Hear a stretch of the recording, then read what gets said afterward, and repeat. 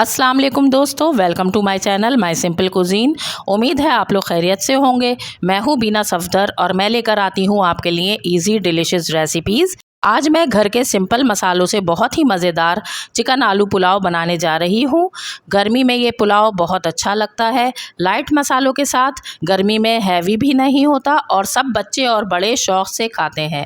और इसकी तैयारी का वक्त भी बहुत कम है, आपको गर्मी में ज़्यादा टाइम किचन में स्पेंड नहीं करना पड़ता। तो चलिए इसकी रेसिपी स्टार्ट करते हैं। रेसिपी पसंद आए तो अपना फीडबैक देना ना भूलें। यहाँ पर मैं 1 कप घी एक पतीली में डालकर गरम कर रही हूँ। आप चाहें तो ऑयल भी इस्तेमाल कर सकते हैं, लेकिन घी से इसका टेस्ट बहुत अच्छा बनता है।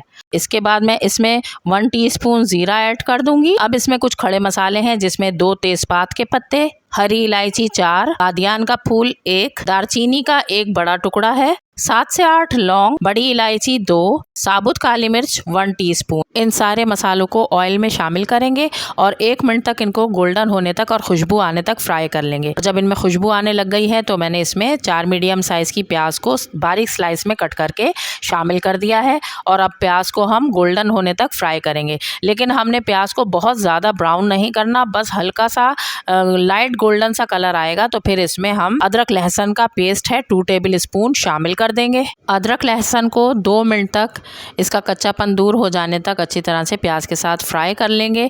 और जब इसमें खुशबू आने लग जाएगी तो यहाँ मेरे पास 1 किलो चिकन हड्डी के साथ है, ये मैं इसमें ऐड कर दूंगी और चिकन को हम 3 से 4 मिनट तक इसका कलर चेंज हो जाने तक फ्राई करेंगे। 3 से 4 मिनट भूनने के बाद चिकन का कलर चेंज हो गया है तो इसमें यहाँ मेरे पास 750 ग्राम आलू हैं। इनको मैंने छीलकर काटकर पानी में डाल दिया था। अब इन आलूओं के टुकड़े कर लिए और इनको मैंने इस चिकन के अंदर शामिल कर दिया है और आलूओं को भी मैंने 1 मिनट तक चिकन के साथ चला लिया है। अब 4 दरमियाने साइज़ के टमाटर स्लाइस करके मैंने इसमें ऐड कर दिए हैं। टमाटर को 1 मिनट तक मैं इसमें भून लूँगी आलू और चिकन के साथ। अब इसमें कुछ मसाले शामिल करूंगी, जिसमें सॉल्ट 1 टीस्पून, लाल मिर्च पाउडर 1 टीस्पून, हल्दी पाउडर 1 टीस्पून, धनिया पाउडर 1 टेबल स्पून, कुटा हुआ धनिया 1 टेबल स्पून और कुटी हुई सौंफ 1 टेबल स्पून इसमें डालकर इन सारे मसालों को चिकन और टमाटर के साथ हम तकरीबन 2 मिनट तक भून लेंगे। अब हम इसमें 2 गिलास पानी ऐड करेंगे और इसको कवर करके लो फ्लेम के ऊपर तकरीबन 20 मिनट तक चिकन के गल जाने तक पकाएंगे। 20 मिनट के बाद मैंने इसको खोला है और यहाँ पर चिकन और आलू तकरीबन 90% तक गल चुके हैं और इसमें थोड़ा सा पानी बाकी है। तो अब मैं इसमें 150 ग्राम्स दही है मेरे पास, ये मैं इसमें ऐड कर दूंगी। साथ ही 3 से 4 हरी मिर्चें कटी हुई ऐड करके दही का पानी खुश्क होने तक हम इसको भूनेंगे। 1 किलो बासमती राइस को मैंने आधे घंटे के लिए पानी में भिगोकर रख दिया था। यहाँ पर 3 से 4 मिनट के बाद दही का पानी ड्राई हो गया है तो चावलों का पानी मैंने निकालकर इसमें चावल ऐड कर दिए हैं और अब चावलों में मैं तकरीबन इतना पानी डालूंगी जो चावलों की सतह से तकरीबन 1 इंच ऊपर होगा। इससे आपका ये पुलाव बड़ा खिला खिला बनेगा अगर आप चावलों से 1 इंच ऊपर पानी रखते हैं तो।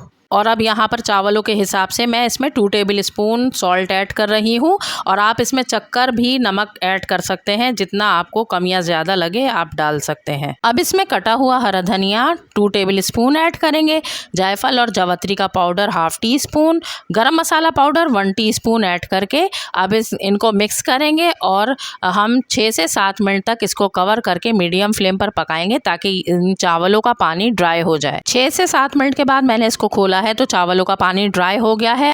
अब पतीली के ढक्कन को हम एक कपड़े से कवर करके पतीली पर रख देंगे और पतीली के नीचे एक तवा रख देंगे और अब 20 से 25 मिनट तक हम इसको लो फ्लेम पर दम पर रखेंगे। तो यहाँ पर 25 मिनट्स के बाद मैंने इसको खोला है और चावल बहुत अच्छे से यहाँ पर बनकर ये पुलाव तैयार हो गया है और अब मैं इसको तकरीबन 10 मिनट के लिए ऐसे ही छोड़ दूंगी, क्योंकि अगर अभी हमने इसमें चम्मच चलाया तो चावल टूट सकते हैं। और यहाँ पर 10 मिनट के बाद मैंने चावलों को खोला है तो देखिए कितने ज़बरदस्त खिले खिले से ये चावल बने हैं और आप यकीन करें पुलाव की इतनी अच्छी खुशबू आ रही है कि पूरे घर में फैल गई है और इस पुलाव को देखकर मुझे तो बहुत भूख लग गई है।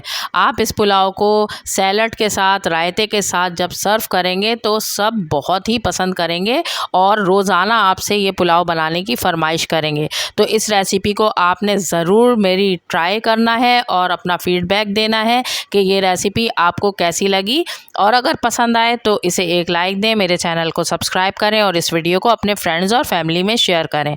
तो चलिए फिर मिलते हैं किसी और अच्छी सी रेसिपी के साथ। तब तक के लिए अपना ख्याल रखें, मुझे दुआओं में याद रखें। अल्लाह हाफिज़।